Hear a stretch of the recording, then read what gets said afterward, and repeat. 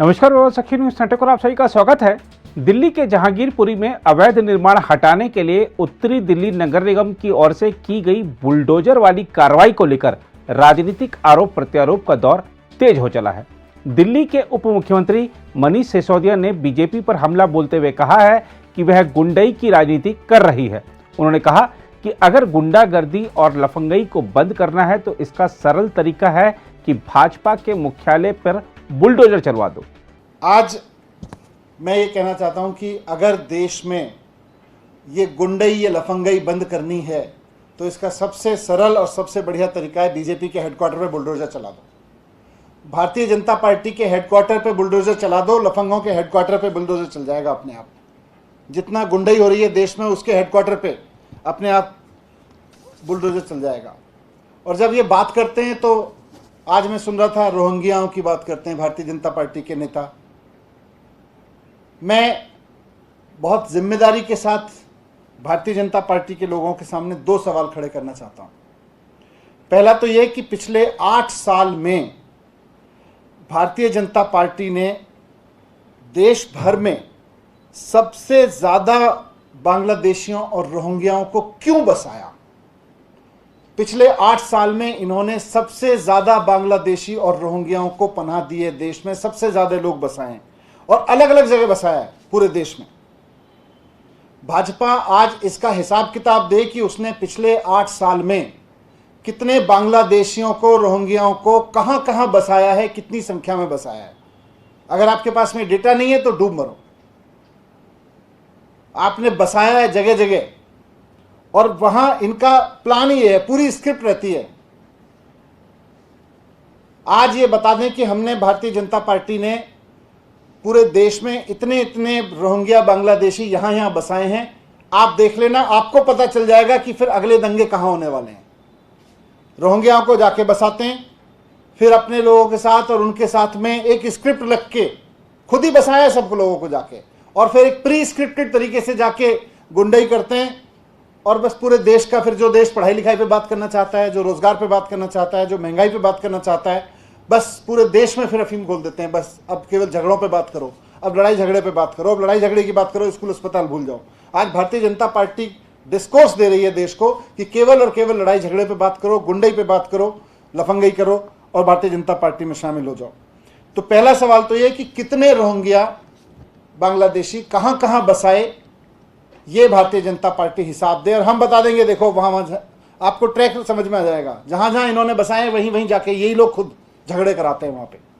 दूसरा, आज जिन illegal constructions को तोड़ने का ड्रामा किया गया, इन इलीगल कंस्ट्रक्शंस को पिछले 15 साल में एमसीडी ने खुद क्यों बनवाया।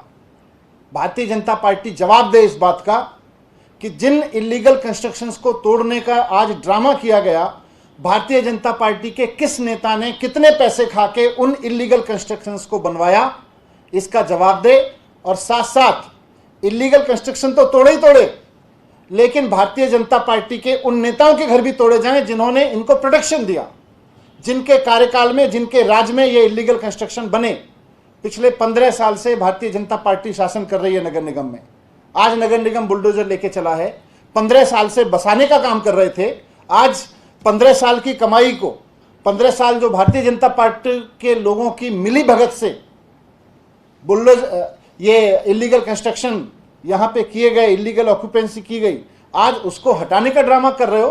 पहले भारतीय जनता पार्टी ये बताए कि उन नेताओं के ऊपर बुलडोजर कब चलेगा भारतीय जनता पार्टी के, जिनके राज में पिछले 15 साल में बीजेपी के शासन में ये इलीगल कंस्ट्रक्शन यहां पे हुए, जिनकी मिली भगत से, जिनके पैसा खाने से यहाँ इलीगल कंस्ट्रक्शंस हुए। इन दोनों सवालों के जवाब भारतीय जनता पार्टी को देने ही पड़ेंगे। वहीं भाजपा ने आम आदमी पार्टी को घेरते हुए पूछा है कि क्या आपने घुसपैठी रोहिंग्या को ओखला से जहांगीरपुरी तक कब्जा नहीं कराया। भाजपा सांसद मनोज तिवारी ने कहा कि इस विषय की सख्त जांच होनी चाहिए। नमस्कार, मैं मनोज तिवारी। हमें हर हाल में नफरत नहीं फैलने देना है, नफरत नहीं फैलाना है और हर धर्म को मिलजुल कर चलना होगा। लेकिन धर्म की आड़ में जमीन पे इलीगल कब्जा तो नहीं करा सकते। क्या आम आदमी पार्टी ने रोहिंग्याज को ओखला से लेके जहांगीरपुरी तक जमीन पर इलीगल कब्जे नहीं करवाए? ये एक बड़ा प्रश्न है और इसकी जांच होनी चाहिए, कड़ी जांच होनी चाहिए, निष्पक्ष जांच होनी चाहिए। माननीय कोर्ट को भी इसमें दखल देनी चाहिए। मॉनिटरिंग कमेटी ने पिछले लगभग 3 वर्षों से दिल्ली के अमर कॉलोनी को सील कर दिया, जहां पे 1947 के बंटवारे के बाद हिंदू सिख आकर के आश्रय लेकर के बसे थे। लेकिन वही मॉनिटरिंग कमेटी ओखला या जहांगीरपुरी नहीं जाती है। ये चिंता का विषय है ना। लोग बिलबिलाते रह गए, कई लोग उसमें सदमे लगने से मर भी गए हैं। लेकिन हम सभी को यह तय करना होगा कि रूल कानून का हो और कानून सबके लिए एक समान हो। हम आपको बता दें कि प्रदेश भाजपा अध्यक्ष आदेश गुप्ता ने कहा है कि आज देश और दिल्ली के लोग ये देख रहे हैं कि कौन वो लोग हैं जो दंगाइयों को बचाने के लिए सुप्रीम कोर्ट पहुंच गए। भाजपा अध्यक्ष ने सवाल किया कि आखिर दंगाइयों से आप, कांग्रेस और लेफ्ट के लोगों को इतनी हमदर्दी क्यों है।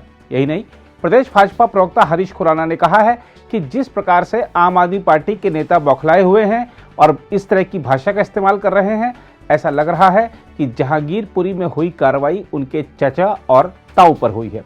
उन्होंने कहा कि दर्द समझ आ रहा है इन नेताओं का, आखिर दंगाइयों से भी तो कुछ रिश्ता है।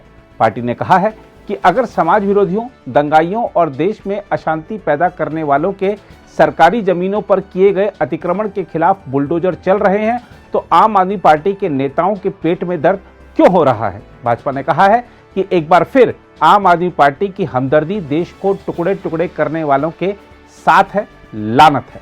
उधर कांग्रेस ने दिल्ली के हिंसा प्रभावित इलाके जहांगीरपुरी में बुलडोजर चलाए जाने को लेकर आरोप लगाया है कि बुलडोजर से मकान नहीं बल्कि देश के संविधान को ध्वस्त किया जा रहा है। पार्टी के पूर्व अध्यक्ष राहुल गांधी ने सरकार पर निशाना साधते हुए कहा है कि नफरत के बुलडोजर को रोका जाए और ऊर्जा संयंत्रों को शुरू किया जाए। कांग्रेस ने यह भी कहा कि दिल्ली भाजपा और आम आदमी पार्टी की नफरत की नई प्रयोगशाला बन चुकी है। दिल्ली के मुख्यमंत्री केजरीवाल का मौन कहीं न कहीं उनकी सहमति है। वहीं दिल्ली में विफल रही कानून व्यवस्था की जिम्मेदार केंद्र सरकार है। कांग्रेस ने कहा है कि हम सबको मिलकर इस नफरत के खिलाफ आवाज बुलंद करनी चाहिए। अगर आप भी लेना चाहते हैं देश दुनिया की तमाम जानकारी तो आज ही सब्सक्राइब करें हमारे चैनल को। साथ ही नीचे दिए बेल आइकन को जरूर दबाएं ताकि हर अपडेट आप तक पहुंच सके।